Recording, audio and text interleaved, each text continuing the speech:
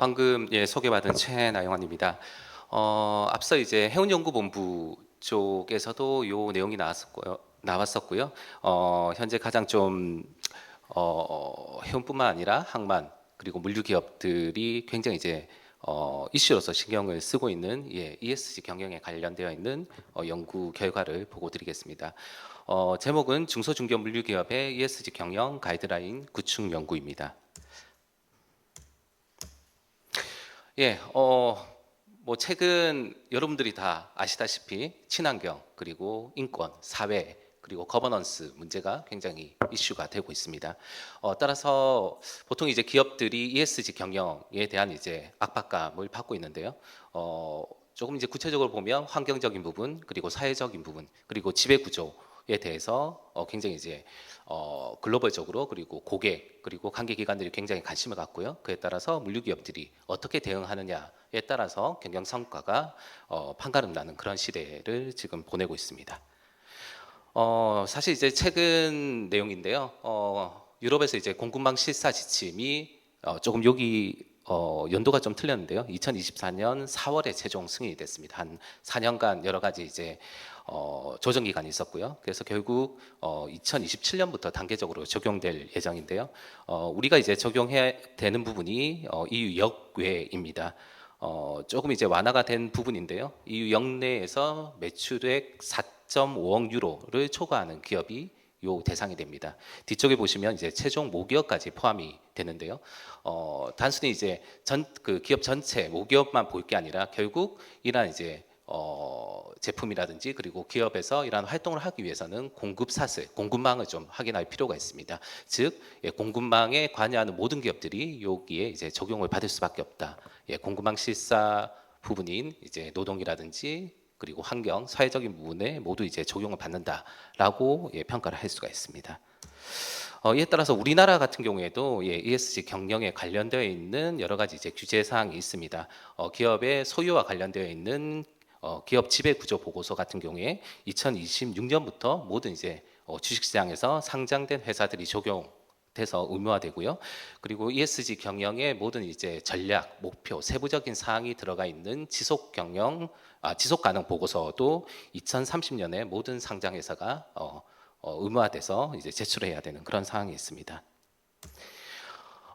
사실 ESG 경영에 대한 기업을 평가하는 평가 기관들은 지금 다양하게 있습니다. 뭐 공신력 있는 기관이 어디다라고 지금은 얘기할 수는 없지만 다만 저희가 런던 증권거래소 그룹의 사업부인 레피니티브의 이제 평가 결과를 가지고 그러면 우리나라의 선사나 물류기업이 글로벌 선사나 물류기업과 어느 정도의 갭이 있느냐를 한번 살펴봤습니다. 물론 2022년 자료이긴 한데요. 선사 같은 경우에는 머스크와 H&M을 비교했을 때 오히려 H&M이 종합 점수는 높았습니다. 다만 인권 그리고 고객 만족 관계 같은 경우에는 머스크와 꽤 차이가 있죠. 우리 기업이 조금 미진한 부분이고요.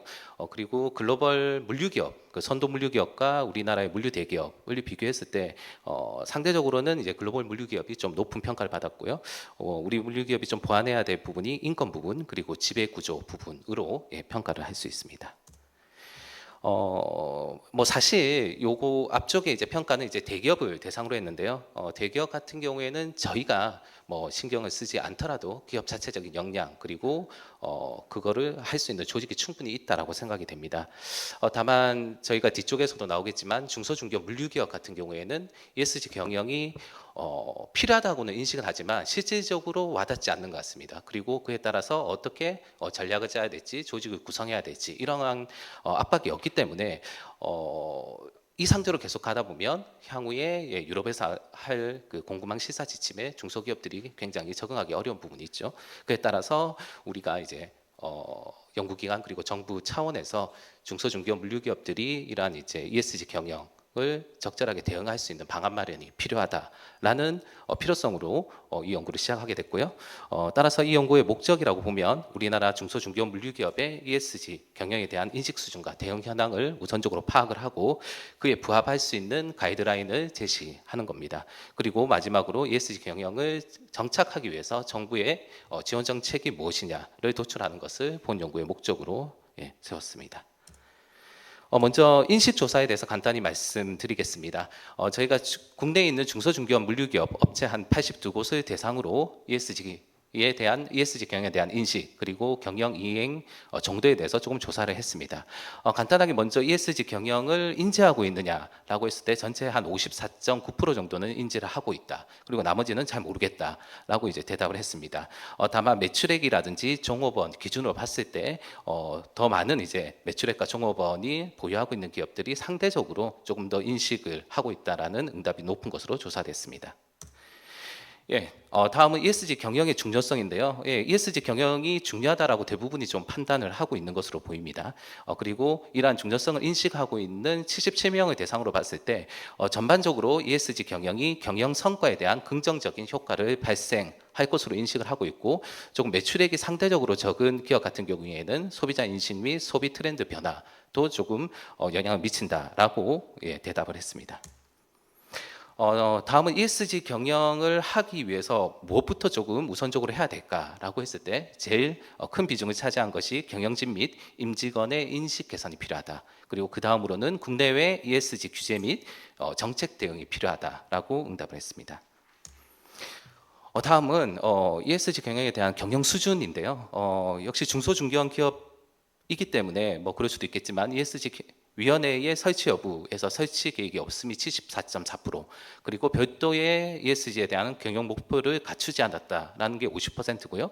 중장기 비전이나 전략 수립에 대해서 뭐 별도로 없다가 59.8%입니다. 요게 사실은 이제 중소중견기업이 미흡하다라고 우리가 평가할 것이 아니라, 그렇다면 우리가 연구적인 측면 그리고 정부 차원에서 중견기업들이 이러한 이제 ESG 경영을 정립할 수 있도록 많은 지원이 필요하고 향후에도 많이 이제 개선을 해야 된다라고 조금 평가를 하는 것이 맞는 것으로 생각이 됩니다. 다음으로 ESG 경영 평가 지표 도출에 대해서 말씀드리겠습니다. 아무래도 이제 가이드라인을 제시하기 위해서는 먼저 그 ESG 경영을 어느 정도 해야 되는지, 하고 있는지에 대한 평가 지표를 구축하는 것이 필요할 겁니다. 아마 척도라고 할 수도 있겠죠. 그래서 우선적으로 평가 지표에 대해서 이제 도출을 했습니다. 사실 이 연구는 2023년에 했지만 2022년부터 관련되어 있는 연구를 수행했고 그 결과를 조금 이제 종합을 했습니다. 그리고 정부에서 이제 발간하고 있는 KESG 가이드라인 그리고 KESG 공급망 가이드라인 등을 참조를 해서 1차적으로 평가 지표를 좀 도출했습니다. 그리고 이 전문가에 대한 이제 자문을 한 2회 정도 거쳐서 최종 평가 지표를 도출했습니다. 평가 지표는 이렇게 64개의 항목으로 되어 있는데요.